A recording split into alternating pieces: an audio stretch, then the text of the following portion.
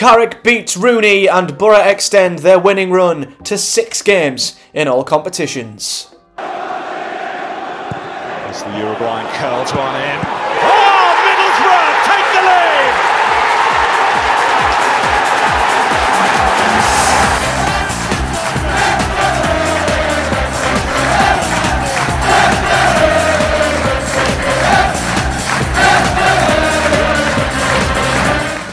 What is up, guys? Welcome back to another episode of Project Boro, and it was an absolute delight to be there in the Riverside in person to see Boro win once again. Of course, the big bulk of this winning run that extends to now 5 league games and 6 in all comps, I wasn't even in the country for, and I was starting to worry and think in my weird superstitious mind, am I the problem? Is it me? Is it because I'm out the country, Boro winning, and when I come back, and we've obviously had the international break, it's like a reset.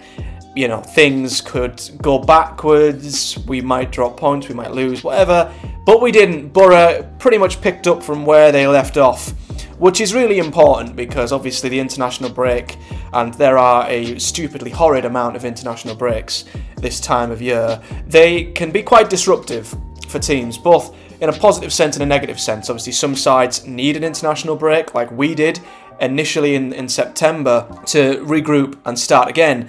Other times, you don't want the international breaks to come because you're in very good form and you worry that the 2-week break will disrupt your rhythm. So it's really important, and I think quite underestimated how important it is to pick that back up straight away after that 2-week break, to come back, to win again, play really well and get a clean sheet. It was absolutely amazing. And this was an intriguing game, a really awkward game, because obviously this was Wayne Rooney's first game in charge of Birmingham, and obviously everyone was shocked and surprised and bemused by John Eustace getting sacked when he did, and then just choosing to bring in Wayne Rooney when they were flying high and doing well. So it was always going to be difficult for Boro to really know what Birmingham were going to bring to the table here, because Carrick even said post-match he knows Wayne Rooney, but he had no idea what he was going to do with this Birmingham team. So this was an awkward, intriguing encounter for Boro, and one we passed with flying colours, because in all honesty we absolutely battered Birmingham throughout this game, and you'll see by I'm just going to show you the ratings for the players individually on FootMob. Every single Boro player barring Greenwood and Coburn +7 in the green, brilliant. Only one player outfield for Birmingham got 7 or above, and the goalkeeper was man of the match with John Ruddy getting an 8.5. That will tell you the whole story. Boro were absolutely dominant throughout, and we created some unbelievable chances, and it honestly felt like it was going to be one of them days where we either boss the game and just can't get the goal needed, or Birmingham just find a sucker punch of a goal from somewhere and we somehow lose. And they are the most frustrating games. You know, when you get well beaten by a side, you can sort of take it on the chin, but when you've been the better side and you've dominated and you come away with nothing to show for it, it's the worst. And honestly, Boro, albeit a 1-0 scoreline, were absolutely outstanding here. And I've seen a few headlines like Boro snatch a win against Birmingham and Rooney was edged out by Carrick, and honestly, take the scoreline out of this, Boro absolutely dominated, and if we'd have had our shooting boots on, you know, we could have had 4 or 5. Honestly, we were that creative. But the main thing is we got the 3 points, we got the goal at the very end, and the relief in the ground when that went in was unlike anything I've experienced in a long time. But we'll get to that as we have a little look through the game in more depth. So, Boro obviously started off following the international break, I think with pretty much the same team that played against Sunderland. I can't recall that team exactly. I don't know if Barlas has started that game. I think he might have. I can't quite recall the exact team who played against Sunderland, but it was a near enough unchanged lineup, and rightfully so. I think it was a sensible idea for Carrick to stick with the same team. Why not? And we started really well. Once again, dictated, played, dominated the ball, and we were creating chances from the get-go, and there were some unbelievable clear-cut chances in that first half that were both saved really well by Ruddy, but but also, you know, were pretty diabolical misses for us. I don't think it's in the highlights, but Josh Coburn had a header in the first half, a free header. Honestly, the build-up play from Boro was outstanding. It was exactly like the build-up play we were used to seeing last season. Quick, incisive passing, making space for others. The final ball, I mean, some of the balls we were putting into the box in that first half were unbelievable. Like Engel's delivery, and I'll talk about him when we discuss the players, but his delivery into the box was outstanding. Jones was putting some good balls in, and we either didn't have the players in the right position, or we just weren't quite finishing the chances off. Josh Coburn, as I mentioned, had a header that flew over the bar. He really should have put it on target and then, I dare say, scored. As well as that, he got played through. It was some wonderful football. Crooks playing him in a wonderful ball. And, you know, he missed the target completely. And I just think to myself, how the hell have you missed the target? You've got to be burying that. So that on top of many other chances. And I might as well just merge the two halves together at this point, because it was literally the same when we come out second half. You know, Birmingham got themselves into the break 0-0. But it didn't really change anything. Second half, Boro come out, they continued to create. We come out the blocks flying. I think Hayden Hackney had a shot well saved by Ruddy. Matt Crooks was played in, it nearly bobbled over the line. Ruddy made another good save. I think McNair had a header that was saved. Dale Fry had a header from a corner that was flying in, and it just happened to hit the back of the head of a defender who didn't even realise the ball was there. It just hit him. Honestly, it got to like 80 minutes, and you are just sat there in the ground thinking that this is just not going to be your day. And the second half become a bit scrappy. There was injuries, there was players going down. Birmingham were obviously trying to break the game up and disrupt our flow and rhythm, because we were just building up momentum, and it was like a matter of time, you were thinking, until we got the goal. So Birmingham were trying to disrupt that. Obviously there was a few injuries on our side as well, and the game went scrappy towards the end, and I was really starting to think that the outcome was going to be that we would somehow find a way of not winning this game despite being the better side. And finally, in the second half, we got the goal in the 89th minute, and I've got to say the substitutes who come on were absolutely brilliant. Johnny Howson, who come on, played a clearance, and for all of the wonderful, you know, very incisive and accurate and precise passing moves that we were trying to create, where we were almost getting on the end of it, it wasn't quite working. It was just, in the end, an absolutely hoofed clearance from Howson. He might claim it's a through ball. If it is, what a ball. It ends up going over the top, and Lath, who I will talk about in detail, who come on and was immense, just gave their defence something, just an absolute nightmare, honestly. He run them ragged, got him behind, held it up, played it into Rodgers, and initially Rodgers' ball into Crooks, which should have been the most simple, straightforward 3-yard ball you'll ever see, was overhit. And when I saw it going wide, I just thought that is typical of us, because we'd got ourselves into so many good positions. Earlier in the second half, Crooks, I think Crooks, Jones and someone else to his left were 3-on-2, and Crooks just didn't pass the ball. He just didn't release the ball until a Birmingham player intercepted, and when that ball from Rodgers was played through, I just thought, he's overhit it. This is just not going to happen for us, is it? And then out the blue, Crooks uses them long tree-like legs to hook the ball back, and finally we beat John Ruddy as Rodgers pokes the ball into the near post. And for all of it would have been frustrating, it would have been an injustice, it would have felt like 2 points dropped, it would have been a real stinger if Boro hadn't won this game. It makes it all the sweeter when that tension is building and building and building, and the fans are getting more and more anxious on the edge of their seat, more desperate, and then that relief, you know, across 28,000 fans just bursts out when the goal goes in. The roof blew off, and it was absolutely amazing. And you know what? It's nothing less than what we deserved. We deserved the win. We deserved more goals. It's a lesson, I guess, for us to be more clinical, but the result is, I guess, all that matters. And obviously, as I said, there was loads of stoppages second half, so there was a good 8 minutes added on, and Boro managed the game tremendously well in the second half. And to be fair, Birmingham didn't really have a sniff. I was disappointed by Birmingham. You know, we were expecting, as they were under Eustace, that they would be a solid team, and as much as a lot of blame for Boro not scoring more has to go on our own shoulders for not finishing the chances we created and the final ball not being quite as good. You've got to give Birmingham some credit in the fact that they defended very well for large parts and were under, real pressure for the majority of the second half as well, and managed to keep the ball out of the net. John Ruddy had one of the best goalkeeping performances I've seen and looked like he just wasn't going to be beaten. But they were very poor going forward.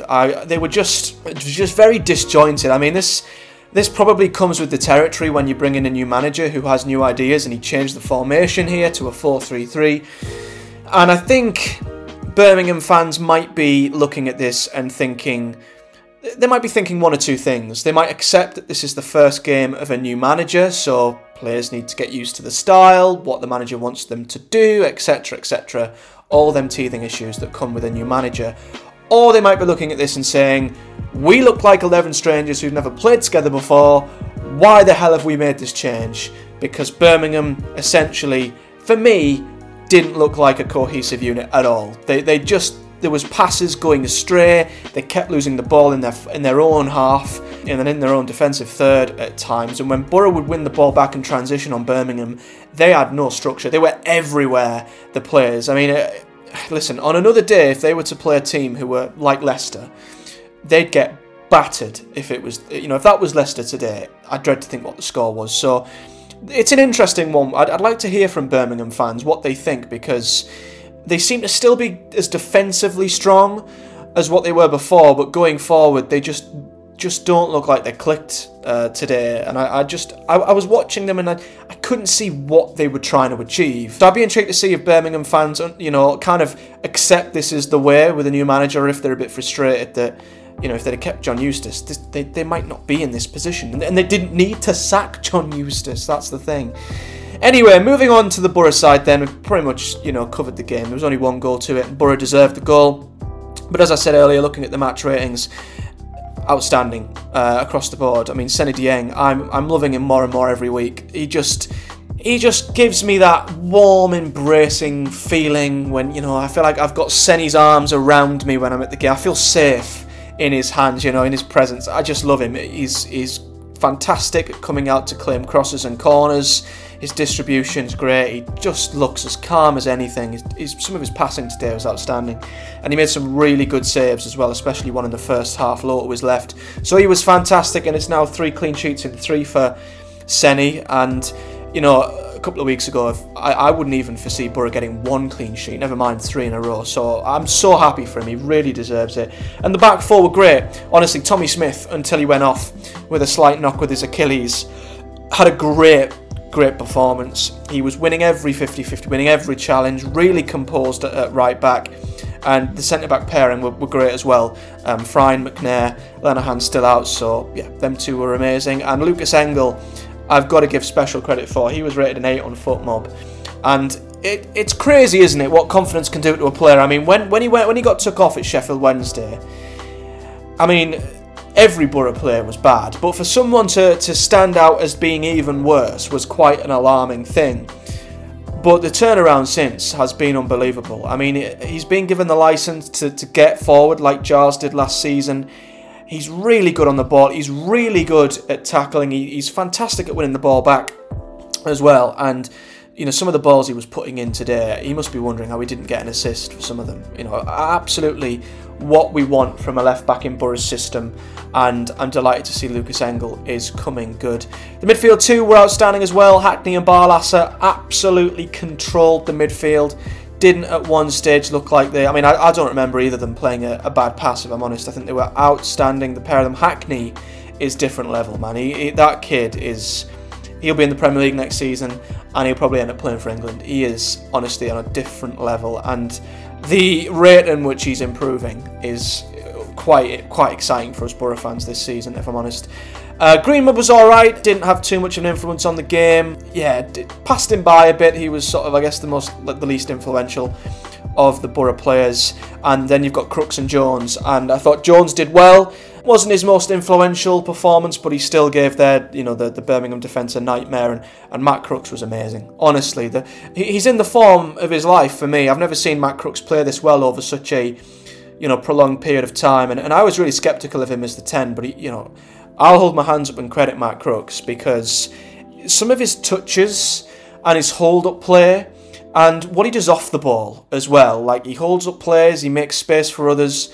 Everything he does is so effective at the minute, and he's also being incredibly creative. I mean, some of the balls he was playing through, like the one for Coburn, the little little flicks and short passes, and the combination he has with Jones on the right, it's amazing, honestly, and he's been fantastic, Crooks, and I've never seen him play this well for Boro, so yeah, absolutely over the moon for him. He was amazing. And I guess the only weak link, the only player who I guess come out of the first half especially, who looked like the odd one out, who wasn't having a good game, was Josh Coburn. And that's just because he was fluffing quite a few chances. Nothing quite fell for him, unfortunately. He missed the one-on-one, he missed the target crazily, had the header that went over, as I say. He had a couple of snapshots second half, but couldn't quite get into the game, and I think the Birmingham defence was coping with him quite well.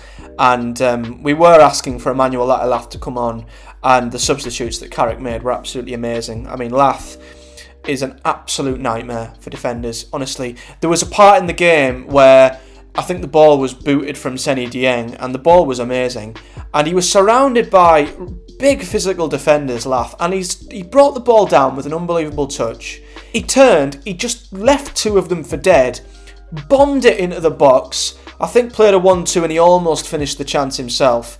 For a guy of his size, he is so strong, so agile, and just is running in behind. I can imagine being a centre-back. You'll hate it.